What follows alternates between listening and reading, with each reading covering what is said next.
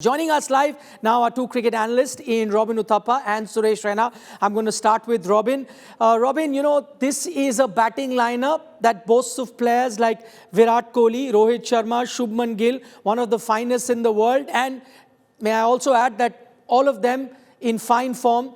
Yet, is it fair to say that it is the Indian bowling that is making them look a class apart in this tournament?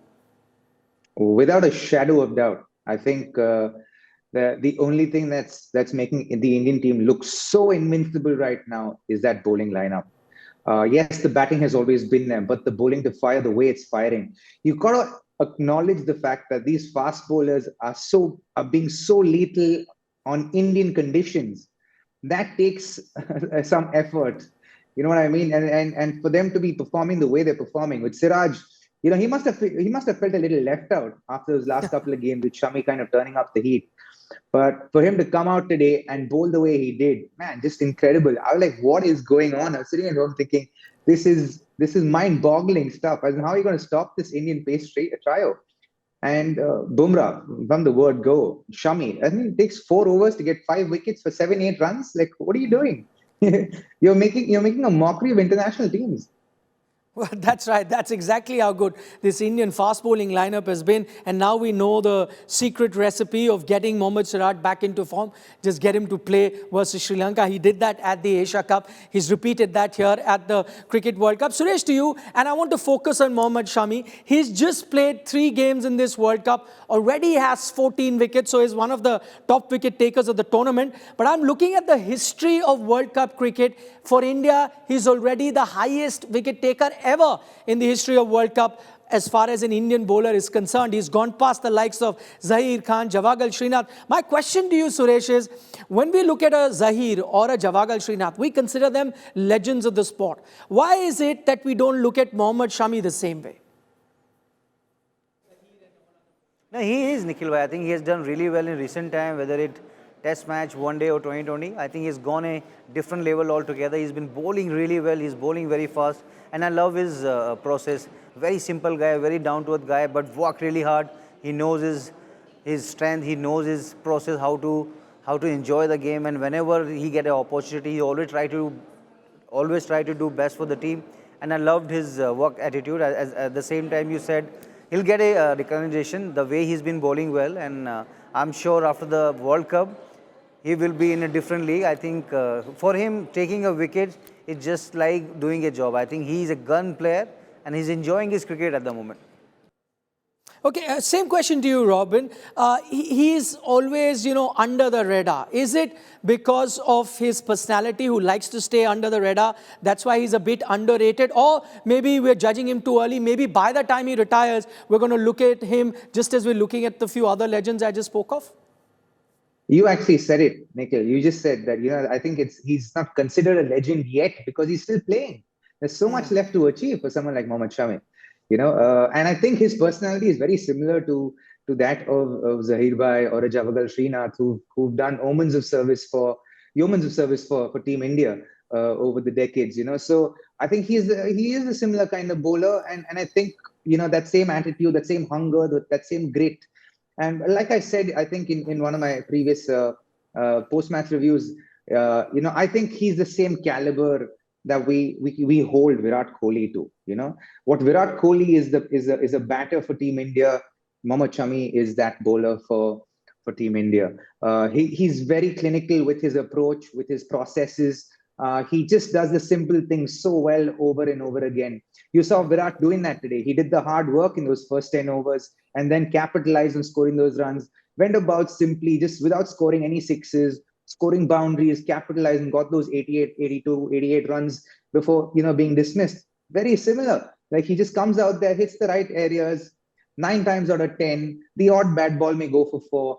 He's unperturbed by, you know, the result of any delivery. He's very in tune with and focused on the process of what each delivery should be. And you get the ball to seam that much, and boy, you're in a lot of trouble against Mohammad Shami. Okay, it's interesting, Robin, that you touch upon the Virat Kohli subject, and I really want to talk about his innings today a little later. But just staying with Mohammad Shami, and Suresh, to you, just, you know, tell us through a batsman's eyes. You know, if you were batting, what is it that makes Mohammad Shami such a wicket taker? How is it that he has such good success rate when it comes to wicket taking? I know a lot of bowlers can land the ball on seam like Shami does, yet Shami seems to be far more successful than a lot of other bowlers. What's his secret recipe? If you can tell us, watching it as a batsman. He attacks the batter. He just wants to get the wickets on his hand. That's why he's so successful. Same with Siraj, same with the Bumrah. But he likes to take the wickets. He likes to take the wicket up front with the new ball. That's a quality of Mohammad Shami. He doesn't see the slip or fielder. He just run hard and try to bowl into the stump. That's what we have been seeing, a lot of leg before, a lot of bold. And he's just swinging and seaming. The way he's just running and bowling so hard length, that shows a quality of the fast bowler. And he's been looking after his body a lot. He's been sleeping a lot. He's been eating a lot of protein, the way he was talking to me in Lucknow. Enjoying, he's in a very good space right now. I love the way he's bowling right now. Okay, that's very interesting, a perspective from the batter. As Robin, Suresh is pointing out that, you know, sometime a bowler can get a bit defensive, but there's no defensive bone in Shami's body. He looks to attack all the time, which is the fact that he's always searching for the wickets. Is that his secret recipe? Oh, absolutely. And he's done it to us in first-class cricket. He's done it to us when you played, say, List A cricket against him with the white ball, where the ball seems around a bit. For instance, when you have these day games, where it starts at 8:30 in the morning. All these Vijay Hazare games start at 8:30 in the morning. And then so with the new ball, you know, it's going to seam around just a little bit for that 1.5 hours. So if you're going up against Mohammad Shami, you're like, you know what? Play the ball that's within the line of the stumps. If it's outside the line of the stumps, if it beats you, let it just beat you. Don't bother too much about it, because his first spell is going to be gone. So I'm not surprised. I'm certain Sureshi is not surprised about just the way he's executing his skills. You know, and I think he really looks after his body. You have to give him credit for that. A lot of work. You know, you don't see that. He puts in a lot of work in taking care of his body, and he does that exceptionally well. I think, which is why there is that longevity today with his skills, with his career. Like I said before, I think he's got a good 3 or 4 years left in him. And if they use him sparingly like this in important tournaments, India can win a lot more of these world championships. And I think you know, he will play a key role in that pursuit. I'll go to Suresh on this one. Suresh, would you say that one of the biggest positives to have come from this game is the fact that India have now ticked all the boxes? If there were 3 players so far in the tournament that really hadn't come to the party, were Shubman Gill, Shreyas Iyer, and to an extent Mohammad Siraj. Today, the 3 of them had outstanding performances. So in that sense, in the stage of the World Cup that you are, has the Indian team then ticked all boxes? Absolutely, Nikhil. The way Suresh batted, I was so impressed with him. He just came in, take his bit of time, and he was smashing, like almost hit his 6 sixes. And the way he's been dominating, looking to play with the straight bat, whatever. He's having a lot of good partners with KL Rahul, then as well as with Siraj back in form. I was very impressed with Shubman Gill also, the way he was hitting the ball, stepping out, looking to cut the ball, timing everything into the V shape. And especially when you have a form after one khade game, you know you're going to play a lot of crucial games now. The semi-final games, a final game about to start. So everyone in their performance raising the bar. They are looking very fearless. They have all the answers which team they're going to target it. But they are trying to dominating the game, as well as they know how to plan it and how to read the situation. That's why our batters are very, very smart in that manner. Robin, just talking about these positives and these 3 players, has your law of averages finally kicked in? And that's why we've seen Shubman Gill not performing but gets to perform today. Same for Shreyas and Siraj, because I know you're a believer in law of averages. They had to come good someday. Well, they did they? And it's so good to see them actually perform the way they have, because they have that caliber, they have that potential, and you know that it's so easily available and possible for these kids to be able to perform the way they do. For me, I knew Shubman was, especially after coming back from dengue, I knew and understood that maybe the first few games are going to be slightly challenging for him, but once he gets into that match fitness groove, he's going to come up with solid performances. And I knew in a place like Bombay, Eden Gardens, those are the places where he will thrive, and you will see him score a lot of runs. And he just has to see off that first 7-8 overs when the ball swings and seams around a little bit. Not even swing, honestly. When it seems around a little bit, if he can be a little bit circumspect. If he sees off that period, then you know he's going to score runs galore. And with Shreyas, I think it's a matter of time again. You saw with the way he batted, just the control, the panache, the confidence, the quiet confidence, the determination you could see in the way he batted was effortless. Was very determined kind of innings when he went out there and batted. I think that's what stood out for me. And he played and he expressed himself as he at his natural best, if I may say so, which was delightful to watch. Robin, on that subject, because this game was played in Mumbai, and as things stand right now, barring a miracle of sorts, India most likely, now that they've qualified for the semi-final, they're most likely looking like the team that will finish on top of the table. In that case, even if they were to finish second, so long as Pakistan don't qualify, India are definitely going to be playing their semi-final at the Wankhede Stadium in Mumbai. This win that they've got and the margin of victory, I'm sure they're going to carry this with them when they play the semi-final. Well, see, they certainly have momentum for themselves, and they created that momentum from the start of the tournament. And you have to give credit to the team. And you can see from the outside, from the periphery, you can see how well knit and how well this team has gelled. And you can actually see and witness from the outside that they are enjoying each other's success.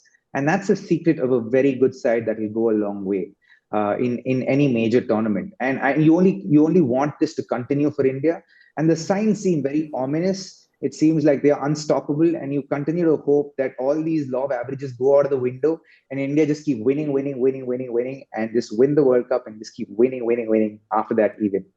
Okay, we've seen certain teams do that. Australia, I remember, did that at the 2007 World Cup, did not lose a single game and went on to win that particular title. The Indian team looking even much more stronger than that Australian team of 2007 that we saw that won the World Cup. Suresh, to you, because I wanted to talk about that Virat Kohli knock.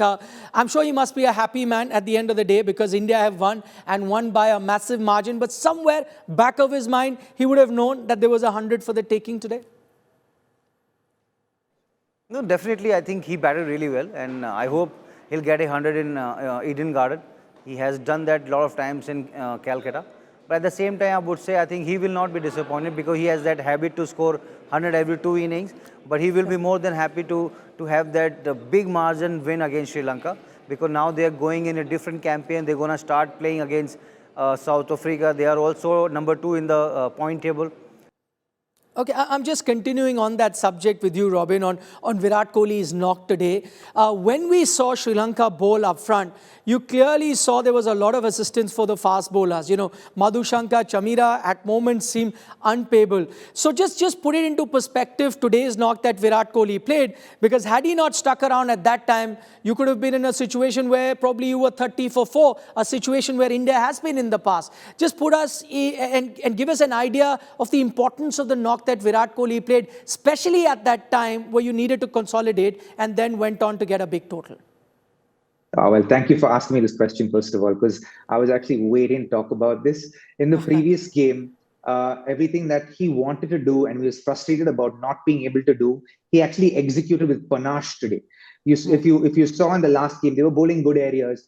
He was playing good shots, but still surviving and seeing off the bowlers. But after a point, when he played a good shot, didn't get a boundary, got a little disturbed by it and played a slightly rash shot by his standards.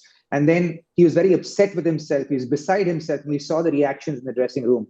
After that, come in the next game, and you see a fiery spell by someone like Madhushanka, Rajitha, and by Chamira.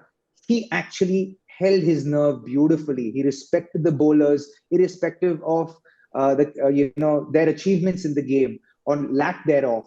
They were on that particular day. They were bowling exceptionally well. He left a bouncer in that first 6 overs. Just the way he left that bouncer was, for me, proof enough that he was going to score runs today and he was going to score big runs today. And just by doing that, and that shows you character, right? And that's what makes Virat Kohli as great as he is. The fact that he's able to, there could be a blip in the radar, but that blip will not happen again. And that's what makes him the greatest ODI player or the greatest ODI batter to have ever set foot on the ground or set foot on into ODI cricket. The fact that he doesn't repeat those mistakes, the fact that he goes back to his, what could be boring for anyone to do day in and day out, to go back to the tried and tested method over and over again. That's what makes him the great that he is.